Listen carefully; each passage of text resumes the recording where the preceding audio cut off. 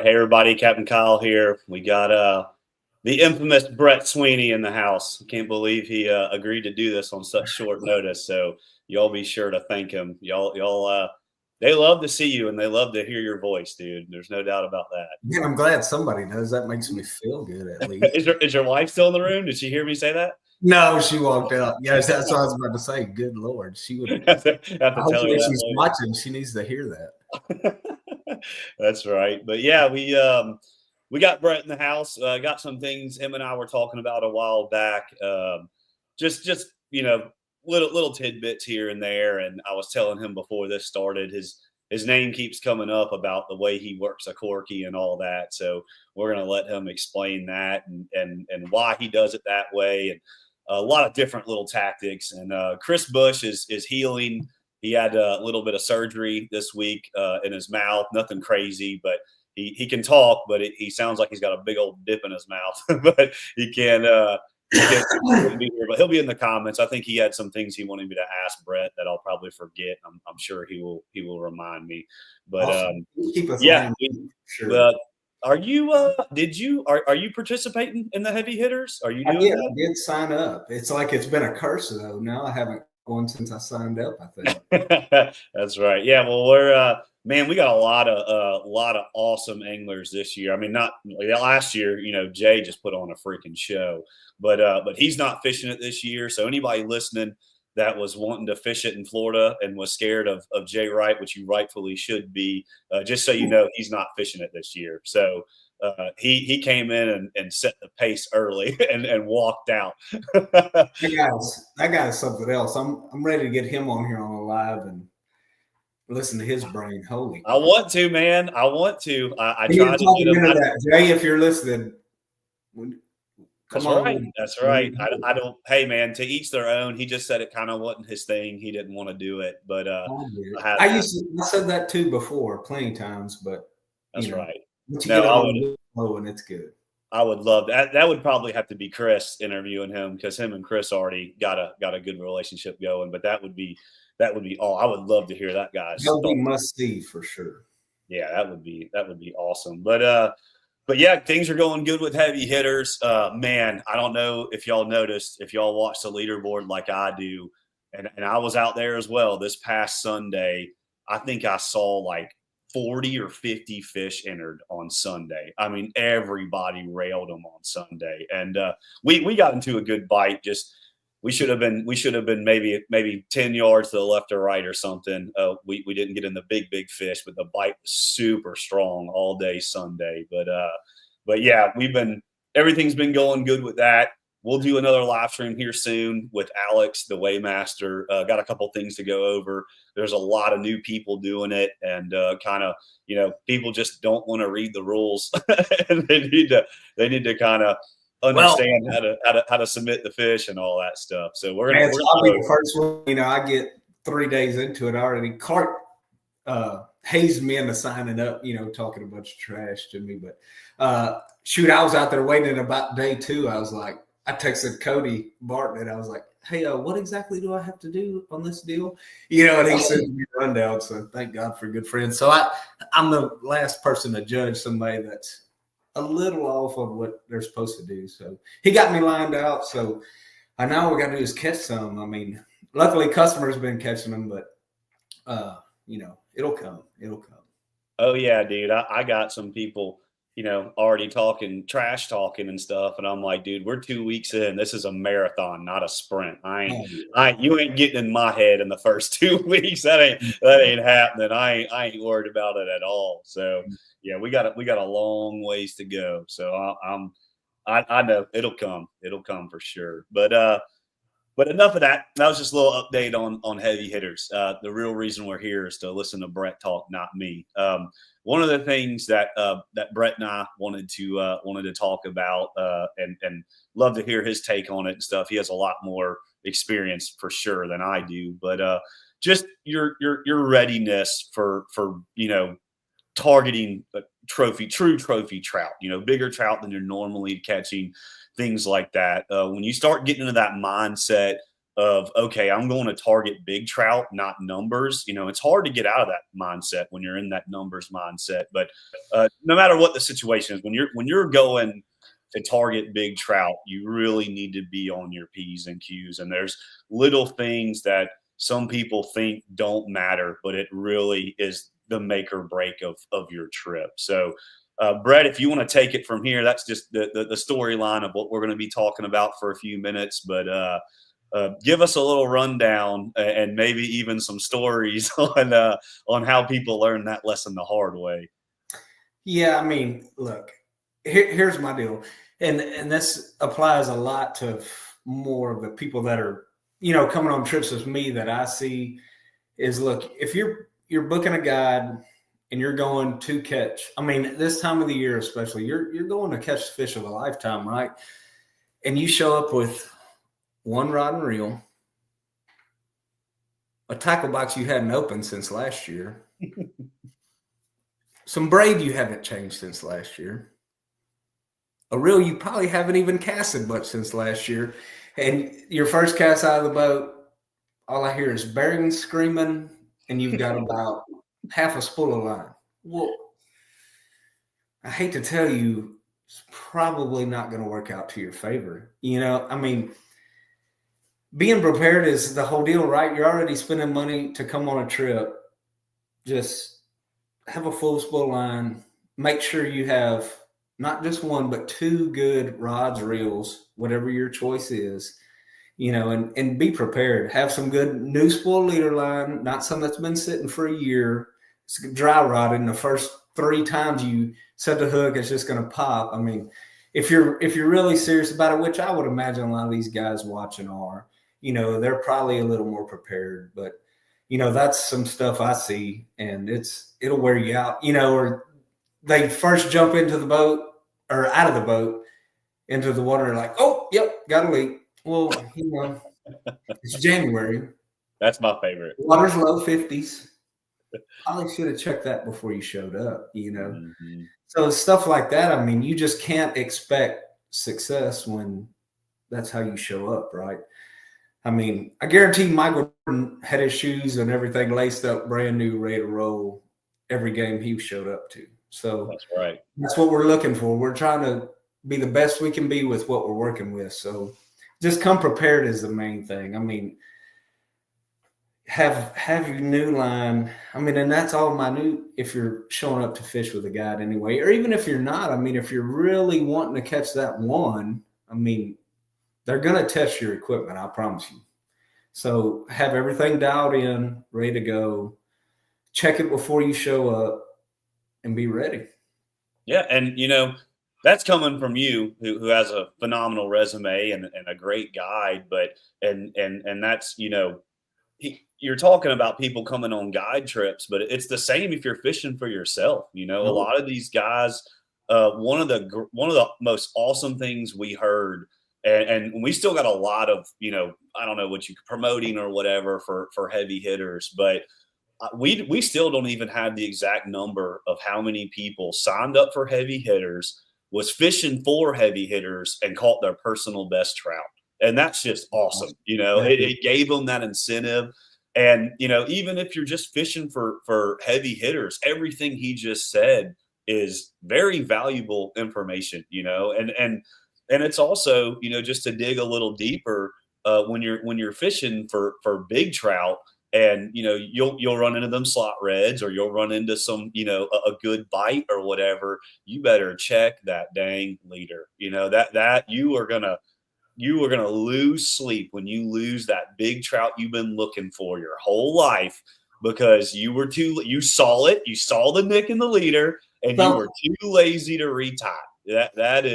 That's my biggest pet peeve. I look over at a client and we're fishing for big trout. And I can see the leader afraid from my point of view. And I'm like, dude, come on. Like, you got to retie that. So, and to build on that is this actually happened a week and a half, 2 weeks ago. And a guy that I'm not going to name names that I fish a lot. And he gets in the boat. We just had a good wade. Struggled all morning, came in, had a good wade, caught some good fish to 6.5 pounds. he caught some on top water. Well, he gets in the boat.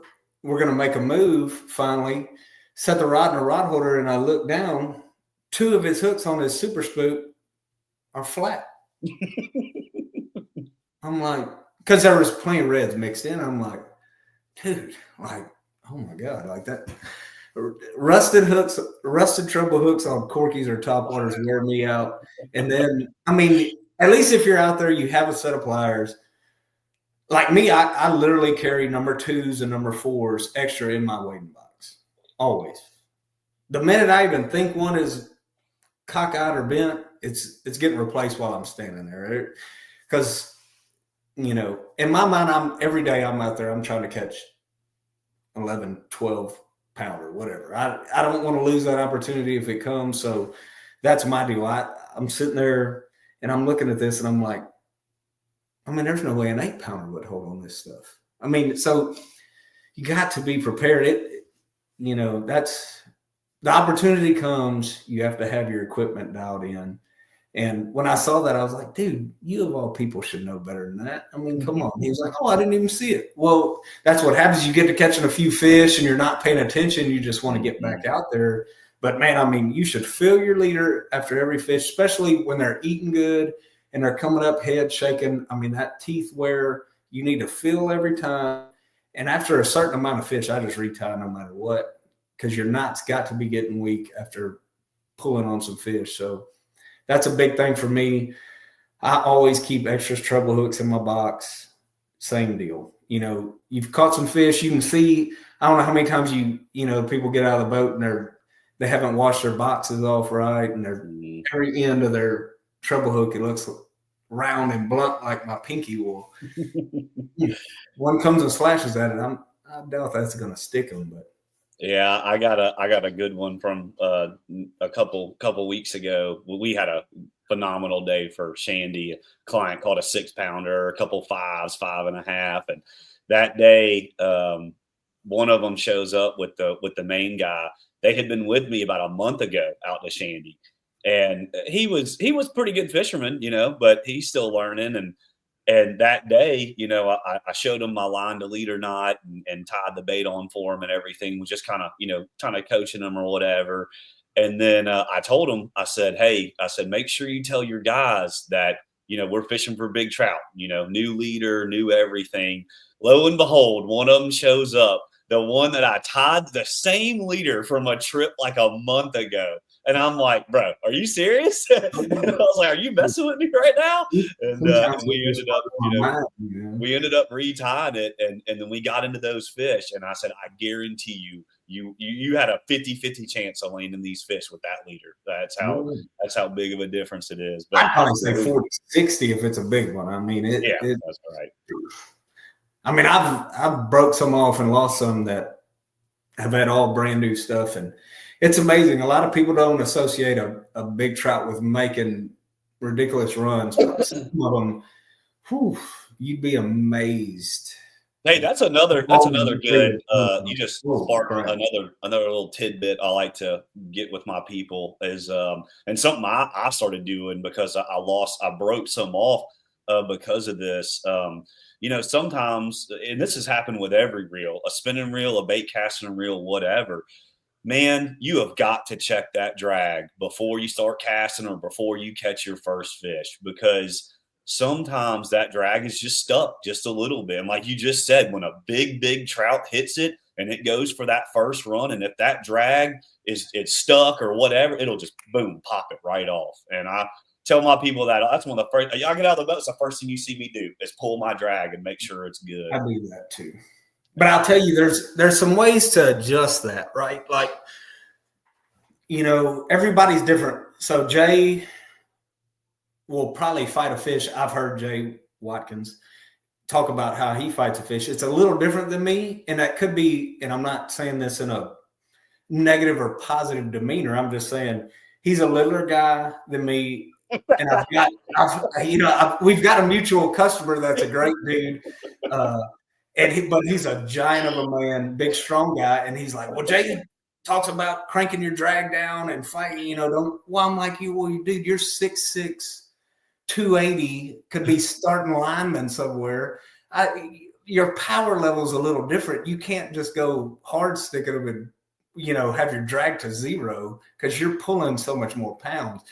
So, even me of late, I've started throwing a lot more, especially when I'm throwing a treble hook lure, like a corky, topwater, whatever.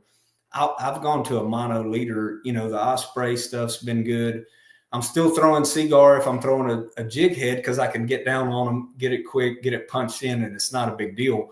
But when, especially we were talking about the way I work a corky or topwater, I'm pretty aggressive with it. And when it loads, I need that little bit of stretch. And that's also where that rod will come in. I like a little more mid flex where it'll slow load more than just get to the base of it. And you're like, oh shit, it's direct contact. That slow little bit of load or that little bit of stretch from mono or down south makes a good leader, with a little bit of stretch. That's kind of that hybrid fluoro deal. And, man, I think that makes a big difference sometimes, especially throwing treble hook lures. Yeah, I've always been a fan of the mono leader, especially when I started guiding, because I would go broke if I if I just use fluorocarbon for leader. But there was some guides I knew that used leader and used mono, and I started using it. And then the first time I fished with Jay down in Mansfield, that was one of the first things I asked him. I said, "Do you use fluoro or mono?" And he said, "Mono. I want the stretch." Blah blah blah. That gave me all the confidence. And then, I use the Osprey stuff now too. They're really good. I like the little compact and all that. And it does good. And actually one of my really good clients yesterday, John McQueen, he's been with a ton of people. He's caught some phenomenal fish. And we were fishing yesterday and we were talking about that. And he was like, yeah, I just didn't like having to, retie more on mono. And I said, I don't care. I like the advantage of of having the stretch. But I feel like mono, sometimes I feel like mono is a little tougher than fluoro, to be honest with you. Because there is one thing about fluoro is that, and I know this from, offshore fishing, snapper fishing, all that. Once you give that fluoro a real hard stretch, like you fight a real big snapper or something big, that fluoro's kind of done. It loses a lot of strength when it gets tugged on real hard. You definitely have to retie it more. Yeah. For sure. Your knot strength goes, Yeah, There's a lot of times that knot will break on fluoro when it wouldn't on mono because it's got a little more give, a little more,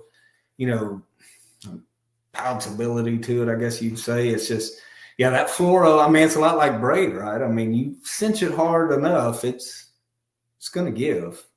Yeah, I still use fluoro in certain circumstances, though. If I'm fishing oyster shells or rocks or something like that, I'm definitely gonna opt for some. Or if I'm just red fishing, another great option. There's definitely a place. There's a reason bass fishermen have 32 rods and 32 different setups. Is there's a time and a place for everything, and we get a little lazy and complacent with stuff like, oh, this is what works. We're going to do this for everything. Well, what rod action do you like? You throw a carbon mag or a slam mag, or what is your preference? I throw a carbon mag. Yeah. That's my favorite. I do too. I love the carbon mag, and it's been so windy lately. I've been throwing the slam mag more though. I can't throw that carbon mag in those stiff 20 mile an hour wind. I just can't feel anything. It just blows that rod around, man. It's hard for me to feel anything. It's so light. Yeah, that or an ultra mag. I like an ultra mag too. Yeah.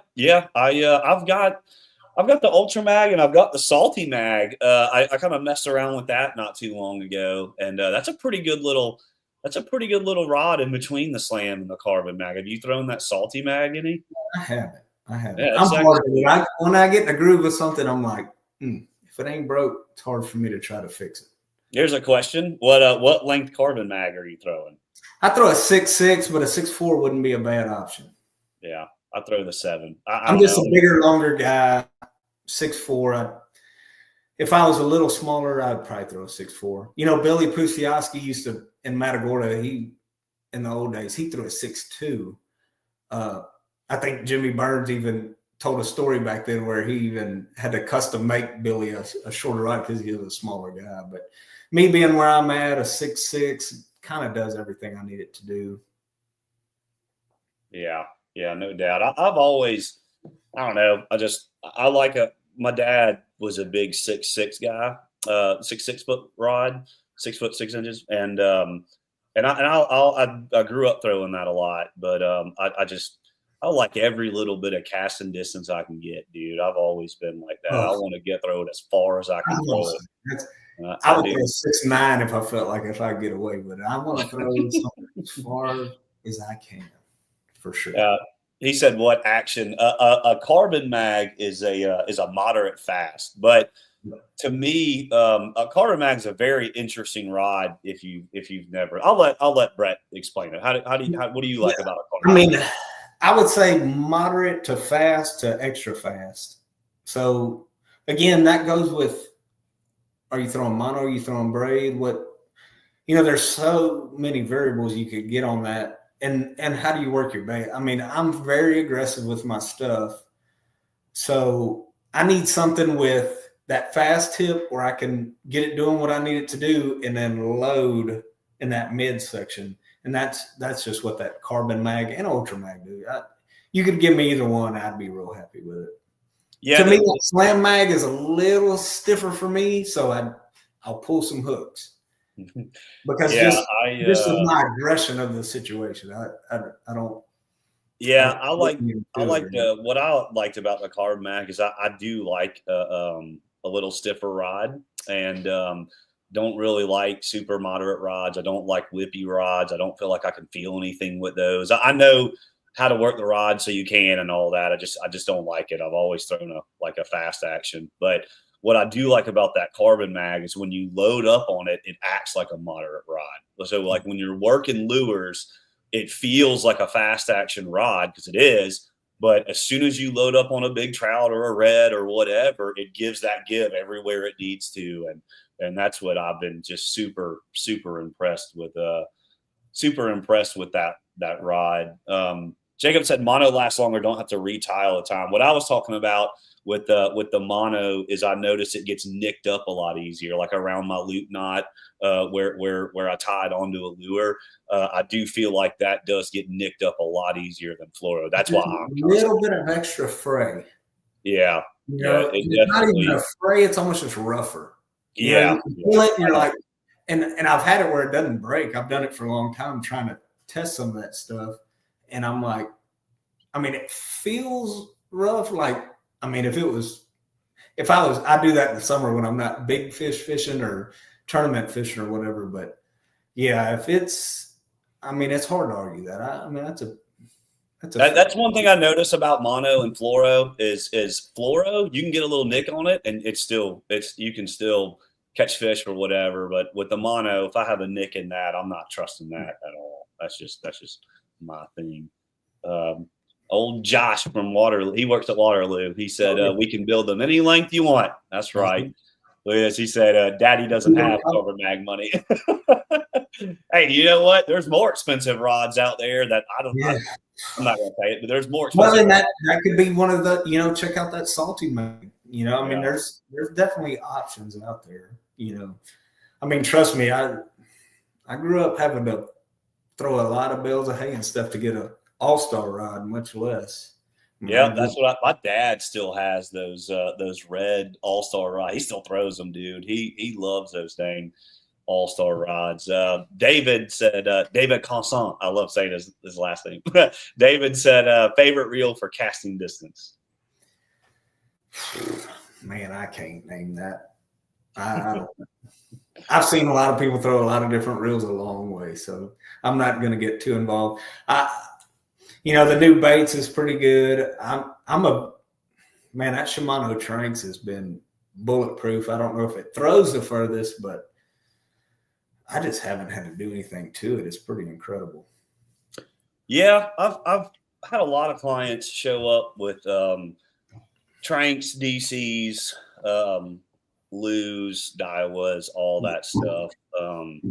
I've seen a dude with a Daiwa throw a long ways. Yeah, I have too. I've seen a couple of the older ones, some of the older ones. I've seen them throw those pretty far. My I've client, had them all, and I bet they all throw within 5 to 10 foot of each other. I mean, Yeah, no, it's not. I can't say anyone. A lot of it is you probably in your rod and what line you're throwing more than the actual reel, I would say. Yeah, I know a lot of people are happy with that DC. I've been throwing the DC for a little while, kind of messing with it. The Corrado DC, it's a little heavier, nothing crazy, but you could definitely feel it's a little heavier than other reels. And Man, I've never been one to worry about weight of a reel. If you're literally sitting out there waiting for 6 to 8 hours a day, and you're like, God, this 1 ounce extra is hurting. Well, might take up golf or something. I don't know. But an ounce or two to me doesn't mean squat. Yeah, no doubt.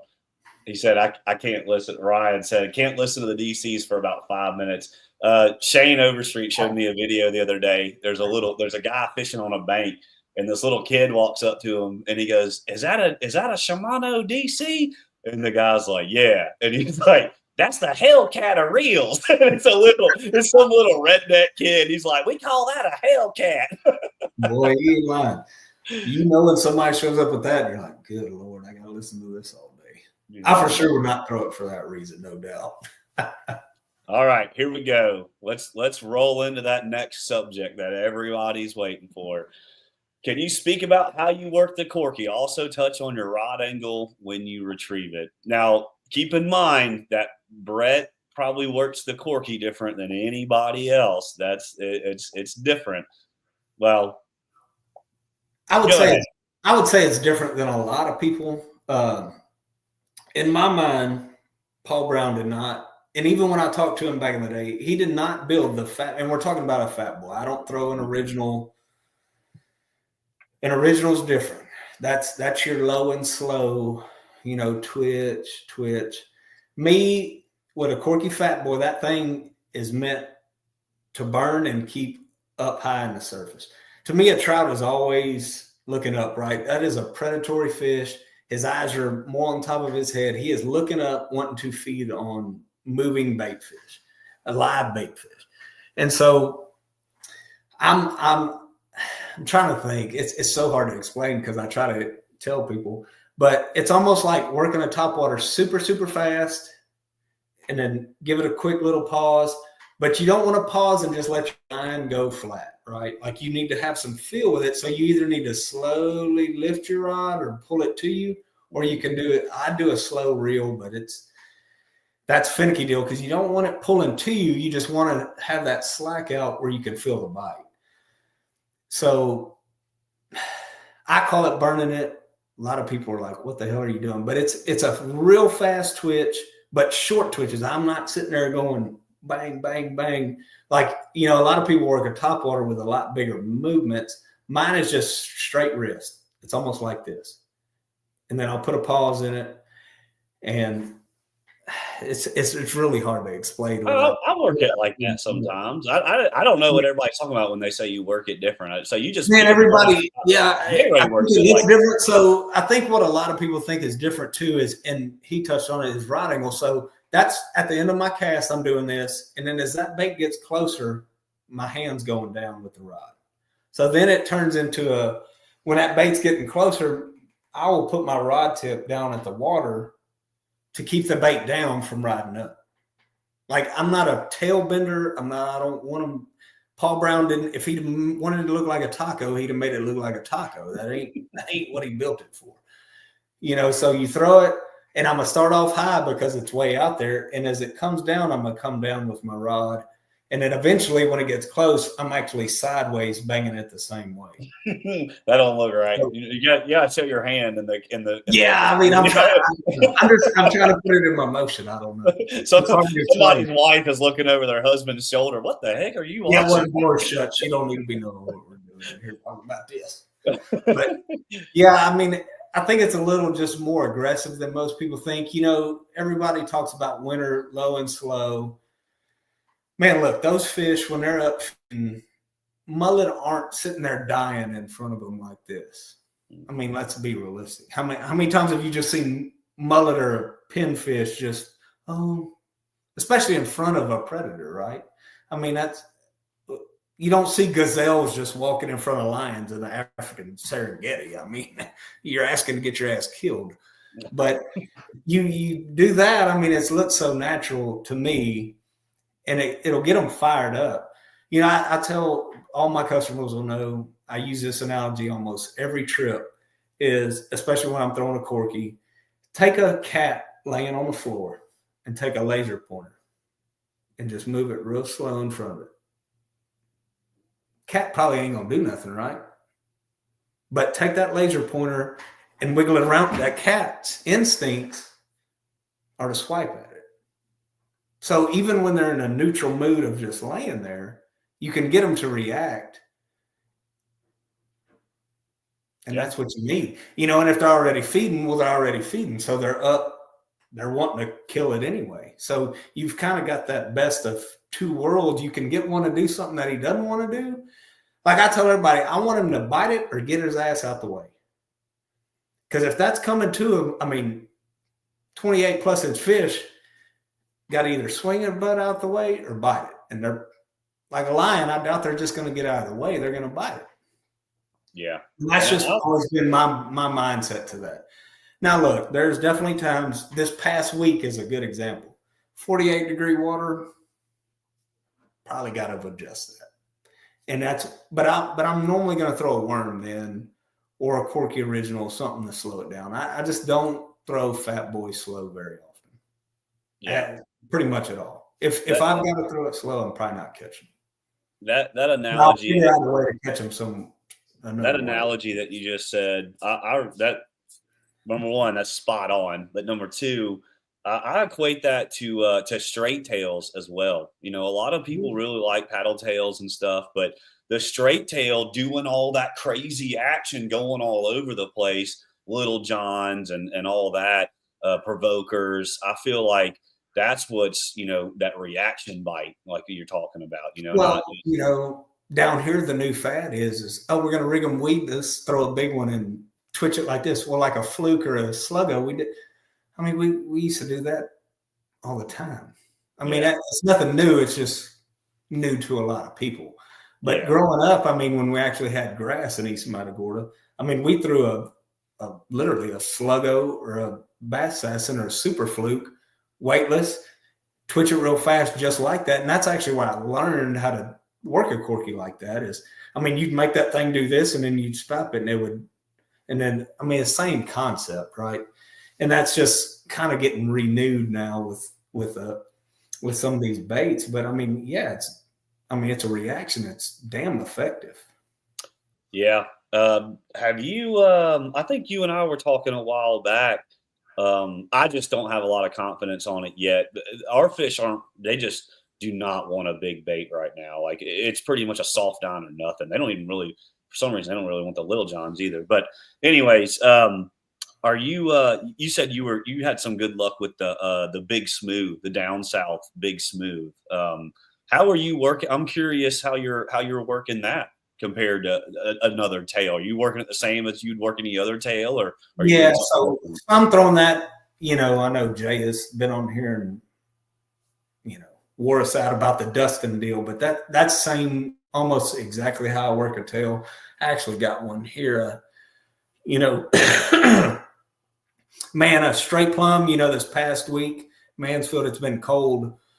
We had water from 48 to 52 for a week. So we couldn't really get a fat boy bite going. And man, I like this bait. When you can sit there and pick apart a pothole, a good example of not to work your fat boy like that was we had some days this week where, I mean, I'm talking a pothole 6 by 8 foot, but I've been consistently catching them in some of those potholes. So I said, guys, let's just take our time, make a lot of casts in these holes. We ain't got nowhere else to be. We're here, you know, weather's crap, but just, you know, let's sit here and beat the brakes off of these potholes. And, you know, 8 casts in, all of a sudden you'd catch after making the same cast 8 times, you'd get a bite. Those were all almost on a Big Smooth. And that's, you know, I think a lot of people are hooking them out the back, which is fine. But I just wanted to show, you know, Mike's done plenty of videos on it. But see how much looser that thing is when you hook it through the belly with a small hook, a 1 or a 2/0. I mean, that thing is silly. So that's just what we've been doing this week, especially in this cold weather, is really having to have confidence where their fish is and just sit on it and make a lot of casts in high percentage spots. And, there's some areas where I haven't been fishing as much because those windows right now are so small to get a bite in that colder water, where I'm like, man, we need to go where we know to sit and cast and cast and cast. And it's crazy. I mean, even me this week, I was a little impressed with how long you can sit there and throw at the same spot and then all of a sudden catch a 6-pounder. You're just like, good God. I mean, when these suckers don't want to do it. The areas we've been fishing, it's been like that too, man. That dang guy, we keep talking about him. I know he's watching too, but Jay, he always says you got to be like a piece of furniture. That's stuck in my head right now because I know if I know those fish are there and I can throw fan cast the same area for 20, 30 minutes, and then all of a sudden out of nowhere, boom, a big one hits. And I still haven't really figured out if they're just kind of meandering through that area or they just finally decide to hit. But yeah, that be like a piece of furniture has been kind of stuck with me here lately. I'm staying in the same spot. I'm fishing low 40s water. It's colder here, man. My toes are getting cold for sure. But it's definitely paying off being a little more patient. And that hooking it through the belly, I'm not as prepared as you. I don't have any baits in front of me, but I like pretty much any straight tail that has that belly slot. I hook it through the provoker. Same thing. Ian just said in here. Same with the assassin through the belly. Yes, I definitely. That was the first straight. I mean, that's still a phenomenal bait. I mean, straight tail bass assassin has caught a lot of big fish. Yeah, and I know the deal is now is durability or whatever, but man, that's a good bait. And that's why I like this bait so much is Mike's done a good job keeping that action, but he has that hardened nose in there, and man, I've been happy with it. But yeah, that definitely came from back in the bass assassin days. I mean, I always hooked them in the belly slot. Just loosens it up so much more. The best, it was interesting. I was talking to him a while back. The best day I had with those big smooths, I was throwing the white ice, and I was fishing over some oyster shells, and they really like those white colors, those little worms and the oysters and all that. And I was just bumping it, right above the oyster beds and wasn't really getting much action. And I saw a swirl or something, and I was reeling it in real fast to cast to it, and boom, I got a hit. And I was like, well, let's see if that was just luck or not. That just happens. So I threw it back out there, and I started working it like a double D. I mean, just rod tip down, banging it, just boom, boom, reel, boom, boom, reel. And I started catching the heck out of them. Like, that's the best day I've had with it, was working it fast. And I've seen his videos, and I saw it there. It was kind of clear water where I was fishing, and that thing swims. I mean, it just goes nuts when it swims. So we got a couple questions I don't want to pass up here. I didn't want to interrupt you, but let's see here. Man, that's a multi-part one. We'll do this one first and then that one. Josh from Waterloo, he said, I may have missed it, but what gear ratio do y'all prefer? I myself like a 7.2 because I missed a few trout using a slower gear ratio because I couldn't reel into them with a hook set. I'm a high gear guy for sure. You can always reel slower. That's my 7.2, 7.3, somewhere in there. Yep, for sure. Because even working those baits fast like that, sometimes they're going to hit it and be coming at you, and you really got to reel down on them and get on them. Yeah, I'm definitely at least a 7+ for me. All right, here we go. This one's I see a lot of question marks already. What water temp drops 20 degrees like it did the past few days? What's your plan? Do you go deep hole, river, close, warm, all that stuff? Or what do you feel the fish do? Do they stay shallow or move into deeper water? That's a loaded question. Yeah. That's a good one from a guy that's caught plenty big ones. Man, that's a trick. Normally, you just don't catch them. I hate to say that. Man, I had a couple of situations like that this week, and I struggled mightily. I would say that depends on what bay system you're in and what you can do. Mansfield wise, shallow water, I struggled. I went to some deeper stuff. I went to some shallower stuff. I would say if you can definitely find the warmest water, it'll help. We did find that, one day I messed up and I went the wrong direction out of the harbor, and it was warmer another direction, and they caught a few. I mean, they didn't catch them good, but, little stuff like that is definitely a big deal. But, man, from my experience, when you got those rough drops like that, it just, man, it's a grinder. I mean, that's tough. We caught all the redfish you wanted to. Of course, they were sitting there, but, that's a good question. I think a lot of the big ones stay their butt up there, which is why they will die in a freeze, which hopefully we're not experiencing next week. But I think the majority of the fish leave or make a move to a drop, to an edge. But I think some of the real big ones will stay up there. It's just, man, getting them to bite in a situation like that. As that front's hitting and the temp's falling and the water temp hasn't fell yet, I think you can catch them. But once it's actually hit that 20-degree drop, I mean, we've had hell of a times catching them when it does that. Yeah, and it's interesting you said that about shallow water, because I was going to ask you as well. Something I've seen and been talking to a lot of people, definitely people over there in Texas as well, is even when on the warming trends after these fronts this year, I just have, like, how sometimes it'll warm up and they'll kind of go on them flats and chase the bait up there. Even if there's bait on that shallow water, our bigger trout are just staying in that deep water, even when it warms up. Even if there's bait on the flats, I have just wasted a lot of time lately hoping to see a big one or catch a big one in that shallow water, even when there's bait there. To me, they're just not there. You seeing the same thing as well? So that's what I'm looking. Today's Wednesday. Yeah. So last week we had a day, and I was in my mind going to be the day, but same deal, boy. Bait pulled up shallow, and it was firing too. And it looked so good. And we just kept pushing up shallower. I was like, man, they got to be. Nope. We drifted back off crotch, belly button deep, and started catching them. They didn't pull up with that bait like we thought they would.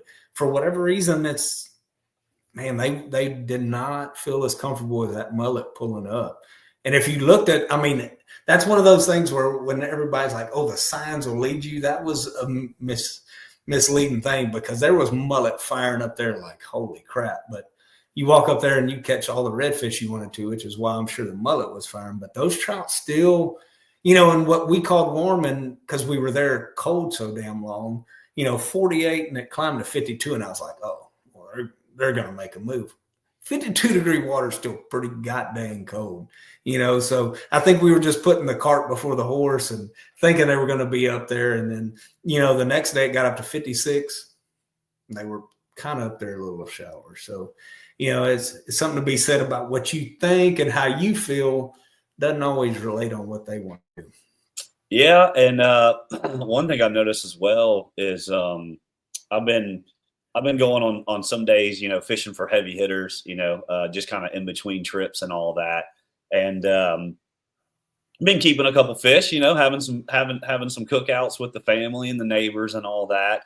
And they either got nothing in their belly or they got pogies. I haven't seen a mullet and a trout pogie in a trout's belly yet. And unfortunately, it wasn't a big one, but I had one just a little shy of 3 pounds. But when I went to unhook that soft on, man, it had just ripped one of those back gills, and it wasn't going to make. I was already keeping fish. So I was like, I'm just going to keep this one, and sure enough, it had a nice 4-inch pogie in its belly. So I kind of convinced myself that that's why it's been such a good soft dime bite. But at the same time, everywhere I'm fishing, the mullet and pogies are hanging out together. The pogies aren't giving themselves away. They're not tail slapping or anything, but the mullet, wherever they are, and we're fishing where they are, and we're we're catching everything on soft dines. I love my supermodels, and I love a lot of other baits besides a soft dine. But you throw anything else, they just won't. Then a fat boy, they just slap at it. They won't hit it. And if you do catch one on a fat boy, the hooks are on the outside of the mouth. They're just slapping at it, and then you literally next cast you put on a soft dine, and it's down in our throat. So it's been very interesting. Been a little different. And I saw that before that big cold in Mansfield. I mean, we were waiting some spots, and I normally don't go down there till, of course, the new year. And I mean, there was shrimp and glass minnows and stuff this long up on the bank in January, and I was like, this is just it's pretty weird for that time of the year. Then we got the big blow of cold, so I'm not sure if those fish maybe followed, because I mean that little stuff had no choice but to leave. So I'm not sure if those fish kind of transitioned, because Matagorda will do that too on our shrimp migration. You'll be catching them, and then for a little spell of time, those fish will follow the shrimp when they're leaving, and you'll think they just disappeared. You're like, where the hell did all my fish go? Well, they're following the shrimp out to the middle of the bay, and then it'll get cold enough they'll leave, and then they'll pull back up to where they need to be. But so I'm wondering if that's kind of the same thing down there. I've never seen that small a bait, that much of it down there. So I mean, that could be what was throwing us off for a few days too. Yeah. Here's another good question. How you avoiding line twist with a straight tail? Man, rigging it straight. That's another reason to hook it through the belly slit is it's, and less rubber to twist, the better. You put it up here, well, you've got more rubber to roll. So that's my whole deal. That's why I've always thrown a bass assassin back in the day too, is, a little bit of rubber, less twist, it's going to roll less. So, man, I mean, you're always going to get some kind of twist unless you throw a barrel swivel. We're past that, right? We're not throwing barrel swivels. But, yeah, I mean, hooking it as straight as you can, a good profile jig head, and hooking them through the belly slit has knocked that down tremendously. And then when I do get a lot of, I mean, I do this. I tell my clients this all the time, and honestly, if I wasn't a guide and I didn't fish as much as I do, I'd probably do this every trip now. But when I'm idling back to the ramp or the last spot or whatever, cut that hook off. Nothing on there. You can leave the leader on there, but cut that bait off and let all your line out behind the boat at idle speed and reel it in, either at idle speed or put it back in neutral or whatever. Just relay that. I don't care how you spool a reel until you do that. It's not going to act right till you do that. So that's my ultimate thing. That's how I avoid a lot of wind knots. Is doing that. Yeah, that's every couple trips I do it. I've never brought that up. That is that's a big deal. It really is. Yeah, it's a big and it doesn't take up much of your time. You're idling anyways. No, I mean, in the harbor. Whatever. I mean, it damn sure helps a lot. All right, Christopher Bush. This it's a new guy. He just started participating with Speckled Truth. This new guy, his name's Christopher Bush. Everybody, Brett, have you ever been in big trout slumps? If so, what adjustments do you make to get out of it? Oh yeah, man, it's just like anything else. Momentum. Sometimes it gets in your head that you forget how to catch one, and that's a good question. Actually, what adjustments? I don't think I do anything except kind of pray. No, I think sometimes you just got to go get back to your basics. It's funny he said that because I was thinking about that with some guys that came down and with all the crappy weather we've had, they were, I watched this on YouTube, watch this. And man, sometimes you go down rabbit holes that don't help you. And I think you need to get back to what you were good at, what you know how to do, the colors and you have confidence in, and go fishing. And I bet that changes pretty quick. I was talking to those guys when they were saying that. I was like, man, you want to talk about rabbit holes? I'll go on one bow hunt because I love to bow hunt and I love managing deer. And I will get down a bow hunt rabbit hole of so much crap that, and it did nothing but make me worse. You know, oh my God, this arrow, this broadhead, we gotta change this and that. You know, and you get so overwhelmed that it freaks you out and you don't even know what you're doing anymore. And sometimes I think you read too much into stuff. Yeah, well, maybe I should twitch it like this. Well, no, maybe I should just get back to doing what you've done. And you catch one and you're like, all right, goddamn, I'm not an idiot now.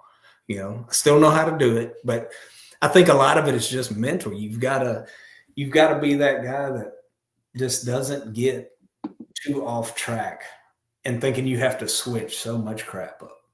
Yeah. Just stick to it. You're going to get out of it because we all have funks and everything. I mean, it happens, but stick to what you know, fish to your strengths, and you'll be good. Yeah, that's so unbelievably spot on. Not that it wouldn't be, but that is the best answer. You know, a great example of that. I had some moments last year in Legends tournaments. I mean, from day 1 zeroing, you know, to day 2 settling down, not freaking out, doing what I know. You know, you catch a big one, and even the very last day, I didn't have a fish till 1:30, and I'm sitting there, you know, and there were some people around us catching them on some stuff that I'm like, what in the hell? I don't even own nothing like that, and it's freaking me out. And I was like, throw what you know what to throw. Don't worry about what everybody else is doing, and just focus. And it didn't take long, and I caught one. It's like sometimes you just worry about everything else except what you can control and what you're doing. Tunnel vision. Just do you, and you'll be good. We got a buddy, Sam Davis. Man, he is hilarious. He was a outdoor writer for a long time. He doesn't do that anymore, but he was one of the better outdoor writers around here, probably the best around here. But his stories were always great. Super funny dude. He did a post a couple years ago, and it was so deep. It said, I swear I was a better trout angler when I knew less about trout. And you think about that, dude. Like, you know, sometimes when you're first getting started and you're so simple-minded and you're slamming them, you know, and then you start learning, like everything you just said, you start learning all this stuff. You start overthinking everything. And that was definitely me for a while, dude, until I started, you know, taking advice from people that were, you know, that I should be taking advice from, and people like Jay. You know, Jay simplifies a lot of things, and I've definitely become a way more consistent big trout angler by simplifying things. Like, okay, I've caught big trout here before. I know they're here. I just got to stick with it and figure it out, which definitely leads into this next question. And I just kind of answered it. But how do you know without a doubt you're in the living room when you're willing to stay put for hours? I'm gonna let Brett answer that, but real quick, my answer is that it's usually a place I've caught big trout before. If I've caught big trout before and things look similar, I'm gonna stay there for a good while. Or if I see the signs of big trout, you know, some little small swirls, you know, not a lot of big commotion, but some heavier water movement and some bait moving around, I'm going to stick around and see what unfolds. But go ahead, Brett. What's your answer? I would say number 1 is time on the water. Man, there's just history spots, history with weather conditions.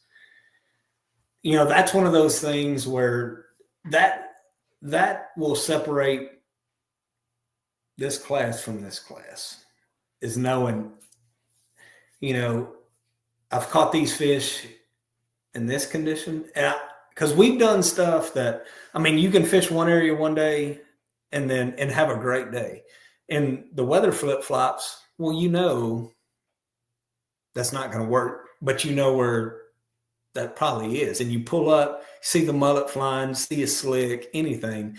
But that all comes back to time on the water and confidence. If you've caught them there time after time, keeping log books, you know, that's a big deal. Keeping all that stuff where you know that's where they should be. And probably not should be. They probably are going to be. They're an animal just like anything else. They all have patterns, just like us. You go do the same. I guarantee I can pattern you and get your ass pretty quick. Ain't no different than a deer, anything. They all have patterns. And once you figure those patterns out from time on the water and either writing it down or just, if you've got that good of a memory, great. But there's certain things that, you just got to know from being out there fishing that's just what it's going to be. And that's what they're going to be doing that day. That's a tough one to answer, but that's the only way to know is time on the water. Yeah, I agree. That is definitely that's one thing I love about being a full-time guide, dude, is you learn so much. If you want to learn, you can be hard-headed and stick the same stuff, but if your mind's open, you learn so much being out there every single day. I think that's a lot to do with, a lot of these tournament guys' problems is they get married to their pre-fishing stuff. Well, you got a southeast wind at 15, then it turns to northwest at 20. Might not catch them exactly where you caught them the same day. Got that kind of stuff. Harrison Lee said, "Have y'all fished the coastal brew baits? I love them. I have not, man. I haven't thrown them yet. Brett, have you thrown those any?" Oh yeah, Colton. They make a great bait. Nothing wrong with those baits at all. Good bait. They throw well. Good action. Nothing wrong with that at all. Good deal. Good colors. They obviously catch a whole lot of big fish on them. So, there's no doubt. No doubt. It's all a confidence thing. Everybody's different. There's a lot of stuff that people show up with that, and I'm not saying this about their baits at all. I think they make a great product, but there's people that show up with baits and I'm like, no, I for sure don't want any of those, even if you give them to me. And they get out there and catch them just as good. So a lot of it's just up here, knowing you can catch one with it is a lot of it. Dude, I got an old guy that comes with me every year that kicks my butt on a gold spoon at Chandelier. That's all he throws, dude. And it doesn't matter what I throw or how confident I am or how bad I've been smashing him before he comes. I get ready for the ass whooping because I know it's coming. When that old guy comes with that spoon, he's going to hand it to me. And he's taught me a lot about throwing. I didn't know there was so much to throw in a gold spoon, but there's a lot to it. I have no doubt kick my butt in one for sure. Yeah. Here's a good one. You throwing a floater, Fat Boy, in knee-deep water or a regular? Do you ever throw a floater? That is a good question. So what I would do is I would either throw a floater or those Pro Series. To me, I've got to where a Pro Series has almost replaced a floater. Not quite. If I'm in extreme shallow water, but those Pro Series with that bigger insert, you can't bend them. They seem to ride higher. Mm-hmm. And, I've had great luck with those. But, usually when I get knee deep or less, it's a Pro Series or a floater for sure. Yeah, but I got I guess I'll say it on this. I'll say it on this platform because it'll make me actually do it. But Lowell's been wanting me to do a video on the difference between a Pro Series and a regular Fat Boy. And I actually have footage of I'm not a big fan of seeing how a bait works in a pool because that's a totally different salinity and all that crap. So I've got footage of us out at Chandelier and stuck my GoPro in the water, and I've got a regular Corky fallen and a Pro Series. Both were brand new, and the Pro Series falls a little bit slower and it wobbles more, which it's supposed to. So, and like Brett just said, they're made for the guys that. The best way to put it, the way Lowell puts it, the way Eric Botnick, the owner of Mirror Lure, puts it, is it's the updated version of a Fat Boy. That's really what it is. It's made a little better. It holds its shape better because of that. It has the same insert as a soft dime, right? So it has that same insert, that foam throughout the whole body. So it keeps the shape of the body better.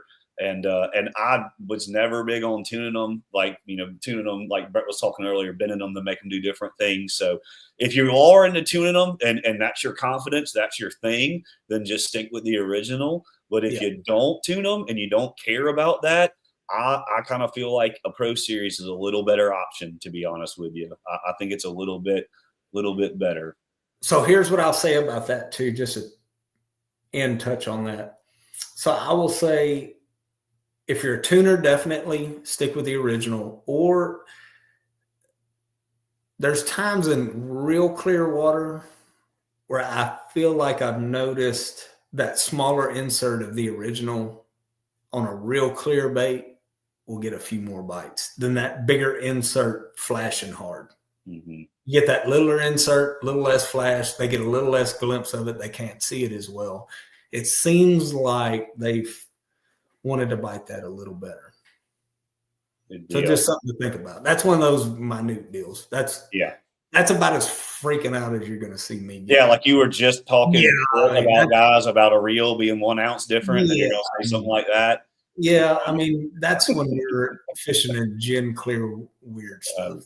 Hey, that's what I live in, dude. I already know. Yeah. I fish a lot of super clear. I pray water. I don't. Every day I'm like, I don't really want to fish in that, but if that's where they are, we'll go do it. Hey man, spring and summer, that's where I'm living. I'm actually looking for dirty water nowadays, and I've legit seen, like, you know, the difference between 20-pound leader and 15-pound leader where I fish. In that super clear water, same bait, same rod, same jig head, same everything.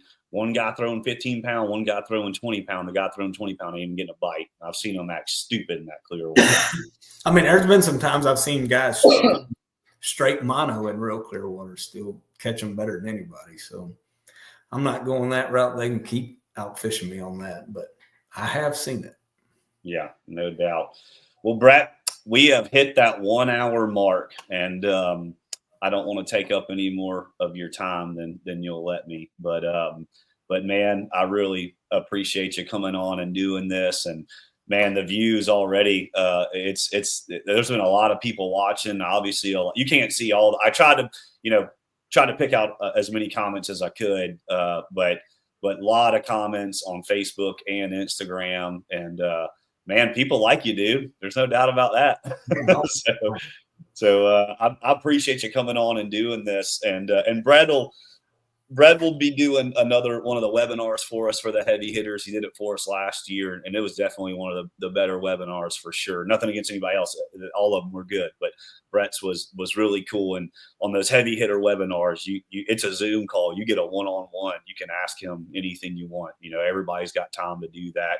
And Brett helped break down a spot with somebody, and it was really, really cool to see. So if you're in on heavy hitters, whichever month works for him, we'll figure that out later. But he's going to be doing a webinar with us on heavy hitters again, and that'll be cool. And I've already had guys say they're looking forward to that. So that's pretty cool to see, and pretty cool that people are looking forward to something like that already. One of the things they really took away from last year's. So really cool stuff. And man, I look forward to seeing your name on that leaderboard whenever you get out of your big trout slump and you start catching them again. I know, I need to.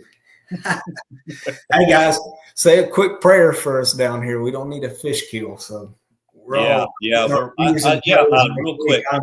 I've been stressed out bad looking at the weather every 10 minutes, so we don't need that. So let's just all hope for a little sunshine and not as cold as they're saying. So yeah, I'm kind of tracking here more than there, but it's definitely gonna be a lot colder here, but we're not too worried about it. We got a lot of deep water around here for those fish to go. But yeah, are y'all is that next week y'all are gonna get it pretty bad? Week? It's looking like, mid Monday through Thursday morning. So I don't know. You look at one, it shows this.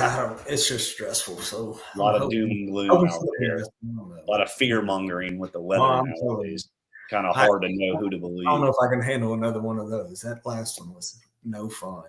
I know, and it's just shaping up to be such an awesome year. I mean, gosh, it's been just the post on Facebook alone and talking to people. It looks like the fishing's just been awesome around there, everywhere in Texas. It's been, we don't good deal, man. We're on an uptick for sure. Yeah, awesome. Well, thanks, man. Thanks again, and thanks for everybody for tuning in and all the support and everything. And I hope I hope I'm doing a good job trying to fill in for Chris, but he's taking the next one as soon as his gums heal. He'll be in here jaw jacking them gums, get another surgery because of it. We're missing. Yeah, of course. I know people. I'm sure people like hearing his voice more than mine, anyways. But all right. Well, I appreciate everybody, and we'll see y'all on the next one.